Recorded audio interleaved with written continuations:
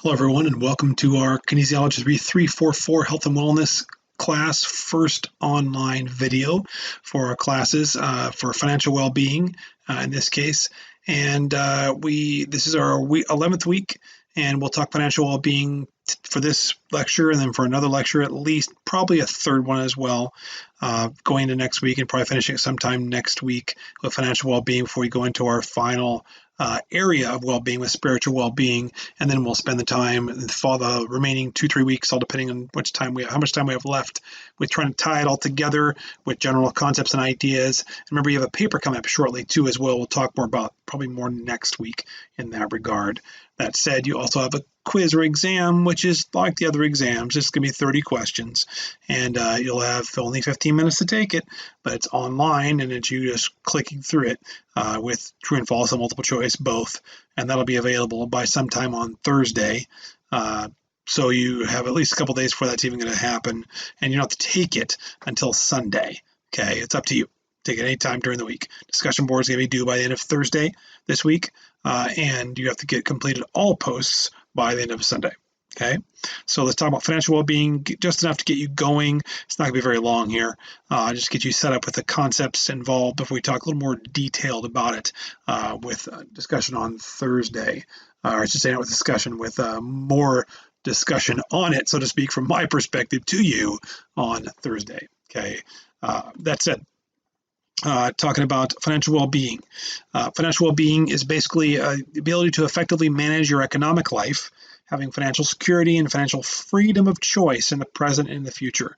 And when people are polled, who've been in the workforce, who've been out there making a living for themselves without with either supporting other people or supporting themselves for a number of years, ultimately the thing that matters most to people is the ability to have freedom in terms of finances, in terms of feeling financially well. The word freedom comes up a lot. The freedom to do things you want to do, to be able to spend when you want to spend, not worry about it, those kinds of things. Okay. And that said, financial trouble can decrease productivity by as much as 20 hours per month. Okay, meaning few hours per week are thrown off. We'll say productivity is not just work productivity, any kind of productivity, getting things done due to looking at balances, and I've been there before myself, or being distracted by debt or lack of ability to do things that cost money. You're stressed out about it. Someone says, let's go do this. And you're like, maybe you're a little bit like that now. I certainly was that way when I was undergrad. I didn't have a lot of money to be able to throw around to do things. Someone would say, we're going to go do blank, and I'd go, I can't do that. I can watch, or someone else is paying, I'm there. Otherwise, it's not going to be something I can do. I remember that. And there's still those moments with everything. You can't afford everything and do everything, at least no one that I know can. So certainly you have moments like that. But the question is it reasonable that you can control factors such that you have the ability to pay for things when you want them, when you need them, and things aren't a big deal, and you feel comfortable about that. Okay. That said, generally speaking, to be financially well, you must be able to learn how to successfully manage your financial costs and expenses. That's the discussion board post for this week. You relating to a few factors as it goes to financial well-being, and then grading yourself and how you're doing with that, and your expectations for the future, not just now. Understanding how money plays a critical role in our lives, and not having enough impacts health and other aspects of our performance. It's interesting. It's unfortunate that this is one of those things. I love to be able to ask people questions in person when it comes to money, the idea of money. I don't know about you, but I've always been one of those people that has a hard time with the idea, just the word money. Like that, like I don't want to be a money grubber. I don't want to be someone who I equate with like a Christmas Carol, like Ebenezer Scrooge, who hounds all his money, hoards it, and doesn't really even spend it, doesn't give it to anybody. That's not realistic. Most people are not like that. Even people who make a lot of money, in my experience, are not like that. But it's often given that depiction, like it's someone who has a lot of money is hoarding it. That's just not true. And we say a lot of money, a lot of money is a real relative term for most people in this world. Right? There's always a few who seem to be outliers that are way above everyone else. For your sake, hope that's you, and you get to determine what you're going to do with your money in the future. In your financial well-being going forward. That said, just making sure that you understand that you need to have enough to do the things you want to do, to have the life you want to have. And if you're going to have a family, you don't want them to be lacking for things, at least from my perspective and from my 30 plus years, not 30 plus years, my 25 plus years out in the workforce. There's no question about it. That's really, really important that you recognize how much of a role it plays in your life.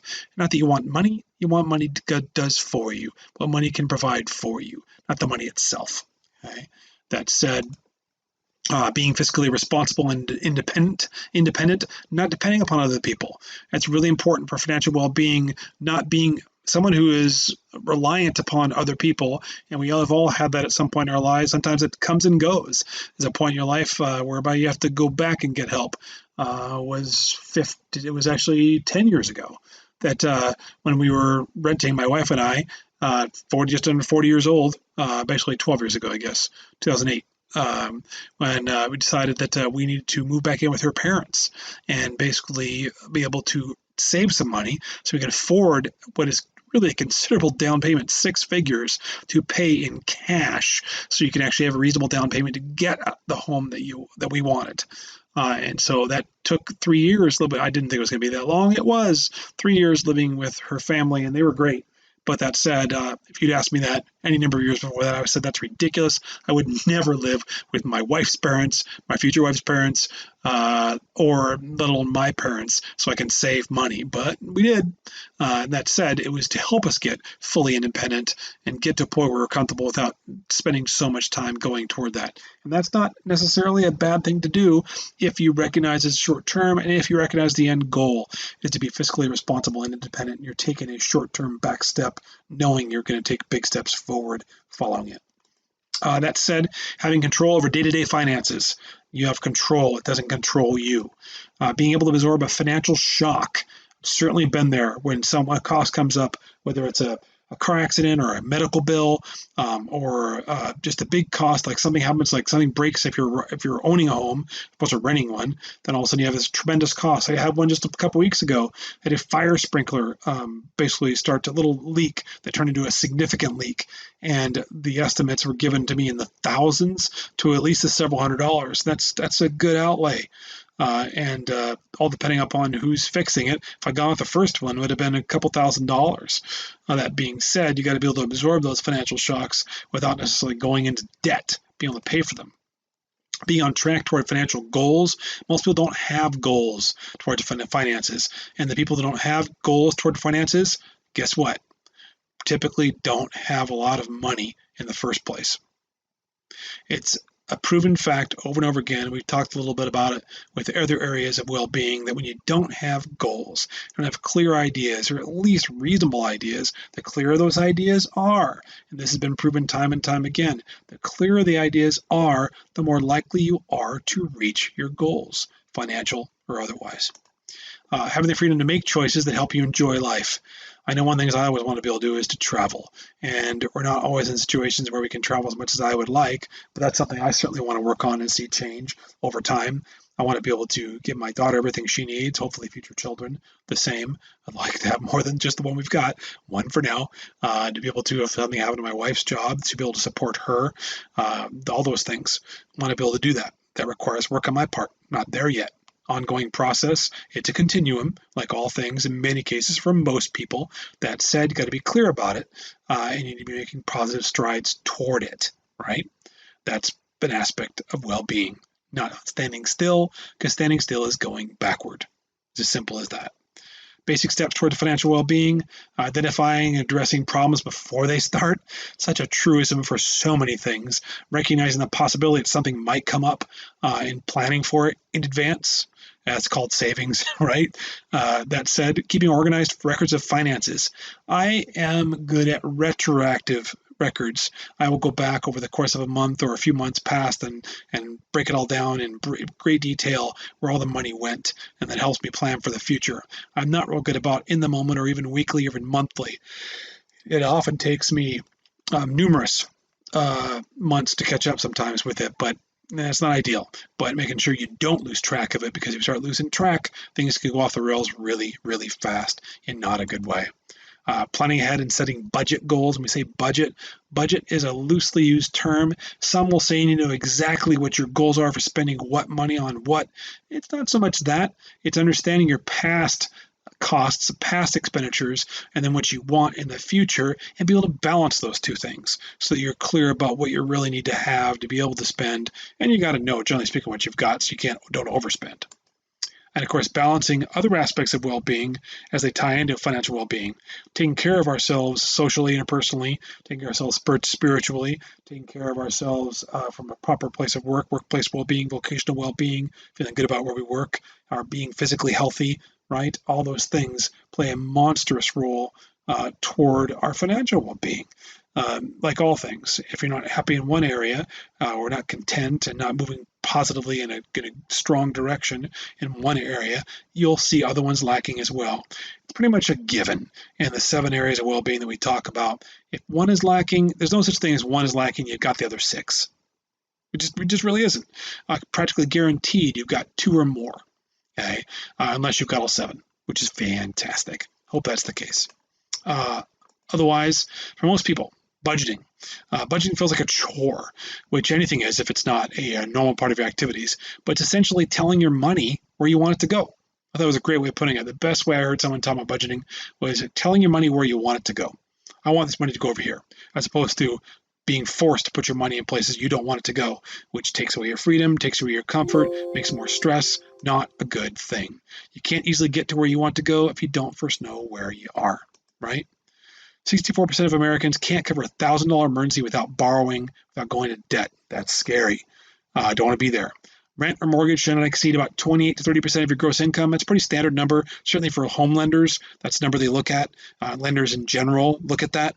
Credit cards and otherwise. That's a good general number, okay? That includes your property taxes and home maintenance and utilities, whether you're renting or owning.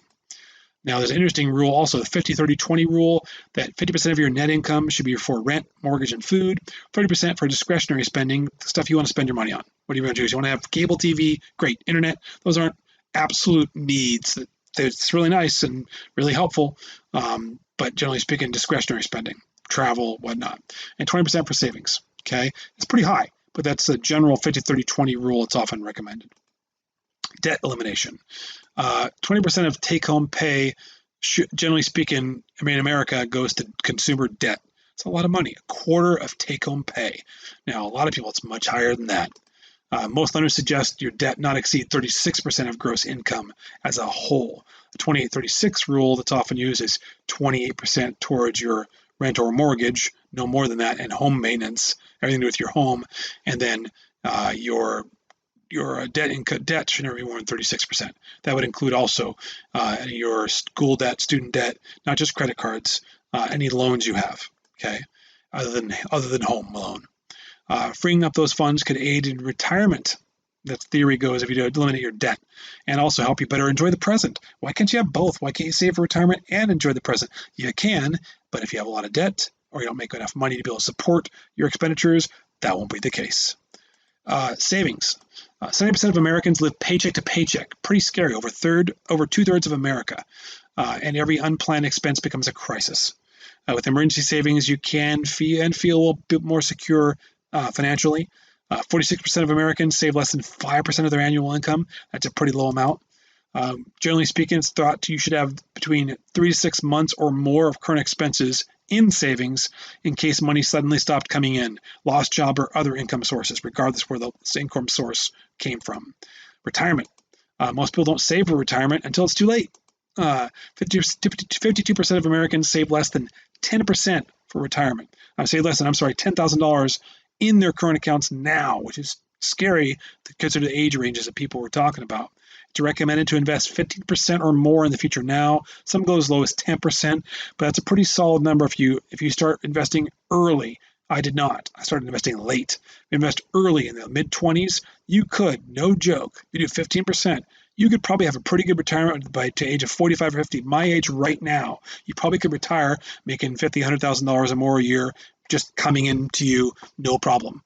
Based off dividends in terms of just dividends, and your balance just the principal stays the same from what you saved in previous years. That said, giving. Common Christian expectation is about 10% of net income to church and charitable causes. It's known that most people give closer to like 2%. Other sources suggest that but give at least 3 to 5% of your gross income to charity. Obviously, the more you can give, giving away money, so to speak, can provide you the feeling that you have more than enough, and it'll help you both be more satisfied with what you have and find it easier to earn more. I don't need it, or hey, I've got more than enough. It's amazing. A lot of research shows when you give money away, it helps you feel more confident and comfortable where you are, and it helps you earn more. And you are more likely to then give more and earn more. Pretty cool stuff. That's just good basic stuff to get you started financial well-being. We'll talk more about it for the second lecture for the week by sometime on Thursday. This is the first 2 lectures for this week. Complete your initial post by Thursday, and of course all post responses and interactions, including responses to me, because I will respond to you if you post on time, and you'll be docked if you don't, of course, but I don't want that to be the case. Everybody's responses, everything due by Sunday, and you're going to your exam, which I'll be posting by Thursday, if not sooner. 30 questions as per always, timed 15 minutes, only 15 minutes because you're online, not live. That being said, you've got that coming up shortly as well. Email me if you have questions or concerns. Let me know how I can help you out. Let's make this as comfortable for you as possible. That's always the goal. Hey, it's health and wellness, right? Look forward to talking to you again soon, or talking at you, talking near you. Take care of yourselves until next time we meet.